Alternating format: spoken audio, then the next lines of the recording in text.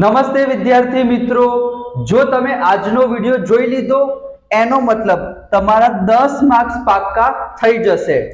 ધોરણ 10 વિજ્ઞાનનું તમારે પેપર છે 3 તારીખે અને હું તમને ગેરંટી સાથે કહું છું chapter number 2 one short revision most important પ્રશ્નો। કેટલા માર્ક્સનું ચેપ્ટર છે? 10 માર્ક્સનું। 100% આનામાંથી જ આવશે।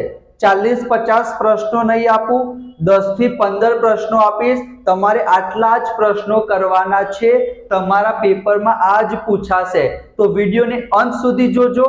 ગણિતનો આપણે ઓલરેડી એક વિડિયો અપલોડ કરી દીધો છે। તમારે કયા ચેપ્ટરનું વન શોટ રિવિઝન જોઈએ છે, મોસ્ટ ઇમ્પોર્ટન્ટ પ્રશ્નો જોઈએ છે, કમેન્ટમાં મને જણાવજો।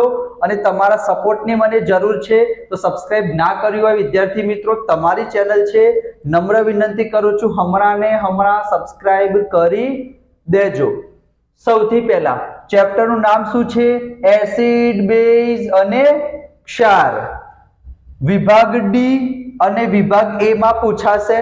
તમે કહેશો સર વિભાગ ડી માં પૂછાશે 2 પ્રશ્નો, એટલે તમારા કેટલા માર્ક્સ પાક્કા થઈ ગયા? 8 માર્ક્સ। અને વિભાગ એ માં 2 હેતુલક્ષી પૂછાશે। કઈ જગ્યાએથી પૂછાશે એ પણ હું તમને કહીશ। ક્વેશ્ચન નંબર 47, ક્વેશ્ચન નંબર 48, વિભાગ ડી માં 2 પ્રશ્નો પૂછાશે 4 માર્ક્સના। બરાબર સાહેબ? તો અમારે 2 માર્ક્સના પ્રશ્નો નહીં કરવાના સાહેબ 2 માર્ક્સના પ્રશ્નો કેમ કરવાના? વિભાગ બી માં નથી પૂછાતું તો એ પણ હું તમને જણાવું વિદ્યાર્થી મિત્રો, એ લોકો વિભાગ ડી માં 2 માર્ક્સના 2 પ્રશ્નો પણ પૂછી શકે। ગયા વર્ષે પણ એવું કર્યું હતું। બરાબર, ચલો તો સૌથી પહેલા 5 માંથી 1 બનાવટ 100% તમારા પેપરમાં પૂછાશે। બરાબર, ગયા વર્ષે કઈ પૂછાઈ હતી તમને ખબર જ હશે, માર્ચ 2024 માં। આમ જોવા જઈએ વિદ્યાર્થી મિત્રો, છેલ્લા 5 વર્ષની હું વાત કરું તો વિરંજન પાવડર બહુ બધી વખત પૂછાય છે। વિરંજન પાવડરને શું કહેવાય?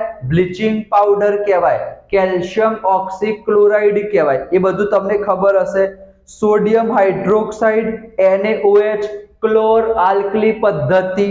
મને લાગે છે આ વખતે વિદ્યાર્થી મિત્રો ખાવાનો સોડા, ધોવાનો સોડા, આ બંનેમાંથી એક પૂછાશે। પણ વિદ્યાર્થી મિત્રો આ કોઈના ભરોસે નહીં રહેવાનું। 5 બનાવટ એક વખત કરી દેવાની। તમારા મમ્મી ક્રિસ્પી પકોડા બનાવે છે તો એમાં શેનો ઉપયોગ કરીએ તમને ખબર પડી જાય। તૂટેલા હાડકાને આપણે સરખા કરવા હોય શેનો ઉપયોગ કરીએ? પ્લાસ્ટર ઓફ પેરિસ નો, તમને ખબર પડી જાય। ક્લોર આલ્કલી પદ્ધતિ કે તમને ખબર પડી જવી જોઈએ। સોડિયમ હાઇડ્રોક્સાઇડ ની બનાવટ પૂછી છે। વિરંજન પાવડર ને કેલ્શિયમ ઓક્સીક્લોરાઇડ કહેવાય, બ્લીચિંગ પાવડર કહેવાય, એ તમને ખબર હોવી જોઈએ। 5 બનાવટમાંથી 1 બનાવટ 100% પૂછાશે।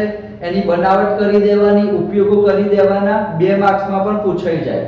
એના સિવાય વિદ્યાર્થી મિત્રો pH માપક્રમ, દૈનિક જીવનમાં એનો ઉપયોગ જમીનમાં, પાચન તંત્રમાં, એટલે કે આપણા શરીરમાં, બરાબર, એ બધી જગ્યાએ પૂછાઈ શકે છે।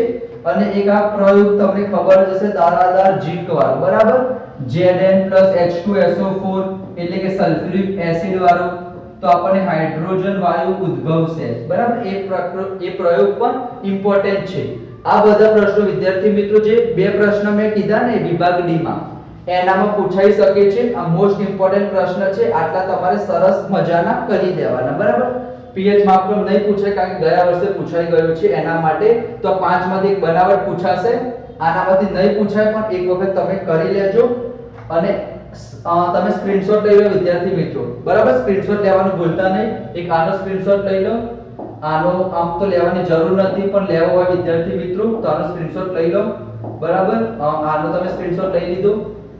એના પછી વિદ્યાર્થી મિત્રો તફાવત અને ગુણધર્મ, વિભાગ ડી માં જે 4 માર્ક્સના પ્રશ્નોમાં એ લોકો 2 કરીને પણ પૂછી શકે। તો તમારે વિદ્યાર્થી મિત્રો સ્ક્રીનશોટ લેવો હોય તો સ્ક્રીનશોટ લઈ લેજો।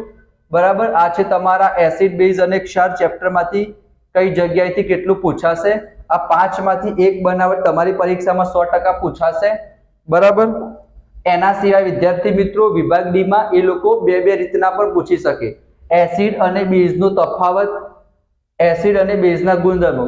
એસિડ સ્વાદે ખાટા હોય, બેઝ સ્વાદે તુરા હોય, ભૂરાને લાલ કરે, લાલને ભૂરું કરે, એના 2 ઉદાહરણ લખી દીધા। બરાબર, એ રીતના તમારે 3-4 પોઈન્ટ તફાવતના ગુણધર્મો કરી લો તો તફાવત ઓલરેડી થઈ જશે।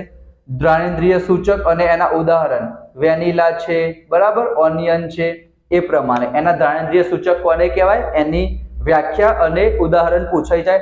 તટસ્થીકરણ આપણને ખબર જ છે, એસિડ બેઝ ભેગા થાય ક્ષાર અને પાણી મળશે.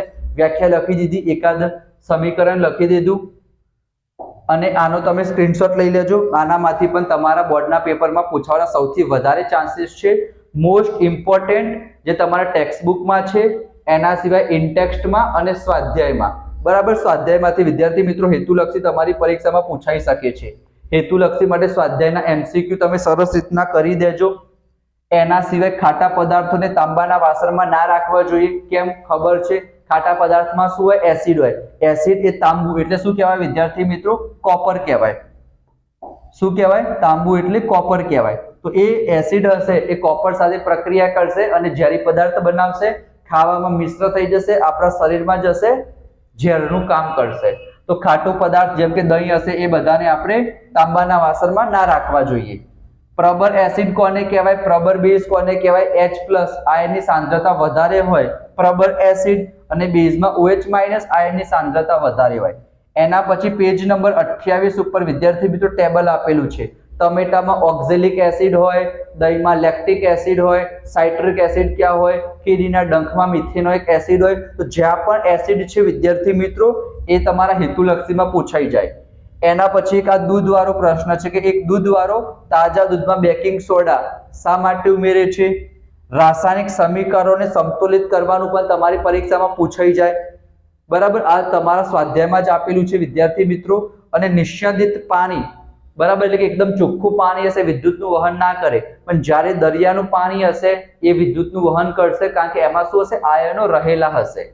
તો આનો વિદ્યાર્થી મિત્રો તમે સ્ક્રીનશોટ લઈ લેજો. ઇન્ટેક્સના પ્રશ્નો છે, સ્વાધ્યાયના પ્રશ્નો છે જે મોસ્ટ ઇમ્પોર્ટન્ટ છે. એના સિવાય વિદ્યાર્થી મિત્રો અમે તમને આ પણ જણાવી દીધું. તો ચેપ્ટર નંબર 2 માં વિદ્યાર્થી મિત્રો માત્ર તમારે આટલું જ કરવાનું છે. 10 માર્ક્સનું ચેપ્ટર છે વિદ્યાર્થી મિત્રો, આનામાંથી જ પૂછાશે, બરાબર.